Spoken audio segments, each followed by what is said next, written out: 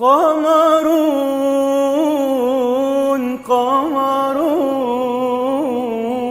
قمر سيدنا النبي قمرون. Hadirin mulaikan, kita jaga adab majelis kita ini. Insyaallah mulaikan. Dengan menjaga adab, maka Allah akan memberkati majelis. Apa saja kalau tidak dijaga adabnya, berkahnya hilang. Allah berfirman dalam Al-Qur'an, ya ayyuhalladzina amanu la tarfa'u aswatakum fawqa sautin nabi wa la tajharu lahu bil qawli kajahri ba'dikum li ba'd an tahbata a'malukum wa antum la tash'urun. Hai orang-orang beriman, jangan kamu keraskan suara kamu melebihi suara Nabi. Jangan kalau bicara dengan Nabi seperti bicara dengan orang lain. Ang tahbatu a'malukum wa antum la tash'urun. Kalau kamu tidak punya adab yang baik dengan Nabi, maka hancur seluruh amalan kamu sedangkan kamu tidak sadar.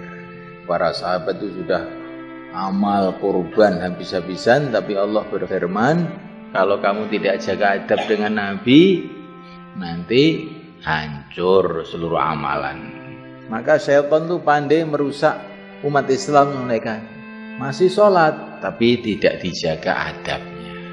Ke masjid tidak dijaga adabnya. Belajar agama tidak dijaga adabnya. Zikir tidak dijaga adabnya. Akhirnya barokahnya amal itu jadi berkurang atau bahkan bisa-bisa hilang. Apa saja tanpa adab itu barokahnya hilang. Kita jaga adab insyaallah malaikan. Adab itu kalaupun dikerjakan sama orang kafir itu masih ada barokahnya di dunia. Kalau orang kafir itu di akhirat ya nggak dapat apa-apa. Nabi kirim surat ke Raja Persia. Tapi Raja Persia tidak punya adab. Suratnya Nabi disobek. Maka Nabi mengatakan hancur kerajaannya. Gak lama hancur. Tapi Raja Romawi itu mbah-mbahnya orang bule itu, dikirimi surat oleh Nabi, dihormati. Utusan Nabi dimuliakan, diikram, dikasih tempat khusus. Maka Nabi mengatakan, oh kerajaan mereka akan terus sampai kiamat. Jadi orang-orang bule itu masih punya kerajaan itu gara-gara mbahnya dulu itu menghormati suratnya Rasulullah SAW. Mereka belum masuk Islam, tapi gara-gara menghormati suratnya Rasulullah, ada barokahnya. Dunianya masih dapat kemuliaan, walaupun akhirat tidak dapat. Bagaimana pula orang Islam, kalau orang Islam tidak punya adab kepada Nabi, hidupnya jadi hina karena dia tidak memuliakan orang yang dimuliakan oleh Allah. Akhirnya dia menjadi hina, dihukum oleh Allah hina, di mana-mana hina. Orang Islam sekarang itu kan di mana-mana hina. Kenapa? Karena mereka tidak mengagungkan agama. Itu hukuman Allah kepada umat ini. Maka kita mulai dari diri kita ajak umat ini untuk menjaga adab dalam setiap amalan. Kalau amalan masjid yang tidak dijaga adabnya, maka nanti barokahnya masjid hilang. Kalau pergaulan tidak dijaga adabnya, barokahnya pergaulan hilang. Umat Islam ini kalau ketemu orang Islam, adabnya bagaimana? Assalamualaikum. Tapi sekarang orang Islam ketemu orang Islam, diam aja, nggak jaga adab. Akhirnya barokahnya pergaulan dengan umat ini jadi hilang. Coba kalau kita ini masuk warung gitu, warung makan, Assalamualaikum. Bagus nggak kira-kira? Bagus, nanti warungnya barokah itu. Nabi mengatakan kalau kamu masuk rumah ucapkan salam, maka Allah akan mendatangkan banyak kebaikan di rumah kamu itu. Sehingga para sahabat tuh kadang-kadang Nabi datang mengucapkan salam itu dijawab lirih gitu. Assalamualaikum. Waalaikumsalam. Dari dalam rumah. Sampai Nabi ngulang lagi, Assalamualaikum. Sudah 3 kali nggak ada jawaban, Nabi pergi. Kemudian sahabat itu keluar dari rumah membuntuti Nabi. Ya Rasulullah silakan masuk. Loh tadi itu saya mengucapkan salam 3 kali kok nggak ada yang jawab. Sudah saya jawab tapi lirih saja. Kenapa lirih? Supaya diulang-ulang biar barokahnya tambah banyak di rumah saya. Itu para sahabat itu punya paham itu begitu itu. Adab ini penting. Kalau kita jaga adab, jadi barokah. Kalau kita tidak jaga adab, tidak barokah. Adab dengan orang tua. Kalau kita jaga, barokahnya orang tua itu akan datang pada kita. Orang tua itu ada barokahnya kalau kita jaga adab. Orang yang menjaga adab dengan orang tuanya, Allah akan berikan barokah dunia.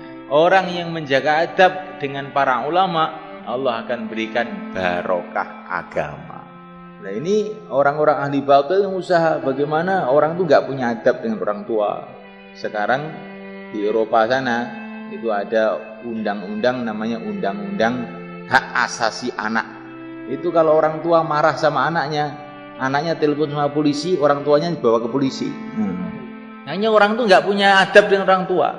Awas ya Pak, jangan marah-marah, tak laporin polisi. Ini pendidikannya orang kafir. Orang Islam tidak begitu itu. Kenapa kok begitu? Karena dulunya ayahnya itu juga tidak beradab dengan nenek-nenek kakeknya. Maka oleh Allah dihukum anaknya juga tidak punya adab lagi. Mulaikan Allah SWT, adab ini penting, betul-betul penting. Kita diajari dalam agama ini adab. Adab kepada Al-Quran. Ya enggak? Kalau mau baca Quran harus wudhu. Baca Al-Quran tidak wudhu, alasannya macam-macam. Padahal ini sudah mufakat madhab 4 harus wudhu.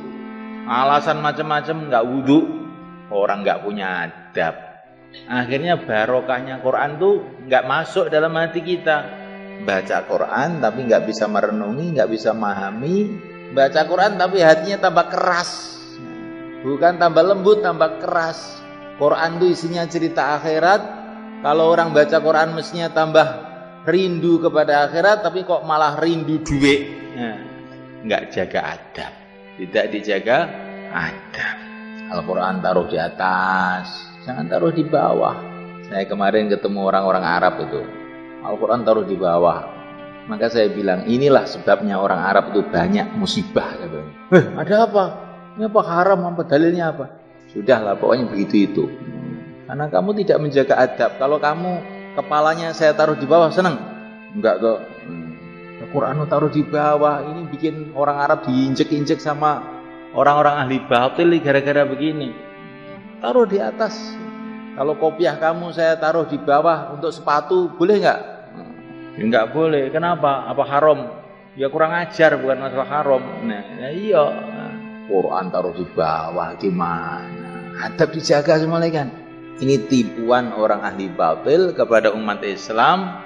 Apa-apa nggak jaga adab. Bahkan ada yang punya kepahaman kalau adab itu kultus, syirik. Adab kok syirik? Gimana kamu? Membesarkan makhluk, ini adab bukan membesarkan. Karena makhluk itu ada hubungan dengan Allah. Quran itu kalamullah. Baginda Nabi itu utusan Allah. Kita harus beradab. Ini Al-Quran, perintah Al-Quran beradab pada Nabi itu. Kok syirik itu kamu itu otaknya aja taruh di mana sih? Maka kita jaga adab. Insya Allah kan? Supaya adab kepada Allah, adab kepada Rasulullah, adab kepada Kitabullah, adab kepada Baitullah. Adab dengan segala sesuatu yang ada urusan dengan agama ini. Adab itu mengagungkan karena Allah. Seperti para malaikat disuruh sujud kepada Nabi Adam. Nabi Adam itu kan makhluk, kalau malaikat suruh sujud pada Nabi Adam gimana? Adab, ini sujud adab, bukan sujud menyembah. Sujud adab. Supaya kita ini dapat pelajaran memuliakan orang-orang yang mulia. Tapi untuk umat ini sujud nggak boleh. Kepada manusia nggak boleh. Kenapa? Ya, memang oleh Allah nggak boleh, titik.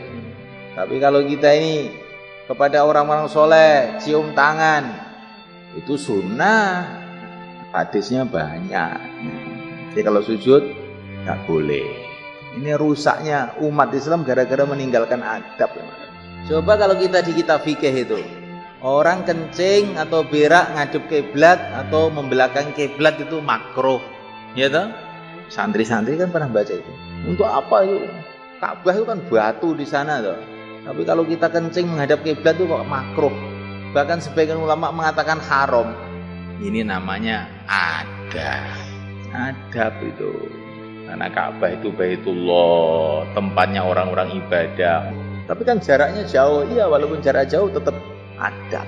Sekarang kalau di masjid terus ngerokok menghadap ke timur itu adab apa enggak itu? Nang masjid ya, terus ngerokok diserami masjid menghadap ke timur sambil ngerasani orang. Nah ini namanya tidak adab, akhirnya barokahnya masjid nggak dapat. Terus nanti puntung rokoknya itu dicecek di pojokan masjid situ. Ya ini sudah bahaya betul orang begini ini. Maka kita jauhi perkara-perkara yang tidak beradab ini. Insyaallah malaikat. Bahkan para ulama mengatakan kalau kamu dengar azan Allahu Akbar kok masih ngomong ini termasuk tidak adab. Karena ini Allahu Akbar itu seruan Allah, panggilan dari Allah. Karena yang menyuruh ini adalah Rasulullah dari Allah. Kok masih ngomong aja termasuk tidak adab. Jadi kalau sudah Allahu Akbar berhenti semua kegiatan. Itu yang baik segitu itu. Namanya itu adab. Nah orang itu kalau menjaga adab nanti akhirnya insya Allah ya bisa ke masjid. Tapi kalau nanti tidak jaga adab, waktu adzan terus aja kegiatan, nanti itu mau ke masjid itu setannya itu tambah banyak, berat kakinya mau ke masjid. Tapi kalau Allahu Akbar, gawat darurat, ini panggilan Allah, berhenti semua kegiatan, insya Allah nanti ke masjid itu jadi mudah. Itulah yang dikatakan para ulama, orang yang menjaga adab mudah mengamalkan sunnah. Kalau orang itu tidak mau jaga adab, berat mengamalkan sunnah. Kalau sudah berat mengamalkan sunnah, lama-lama berat mengamalkan yang wajib. Kalau sudah berat mengamalkan yang wajib, na'udzubillah, tambah merosot imannya.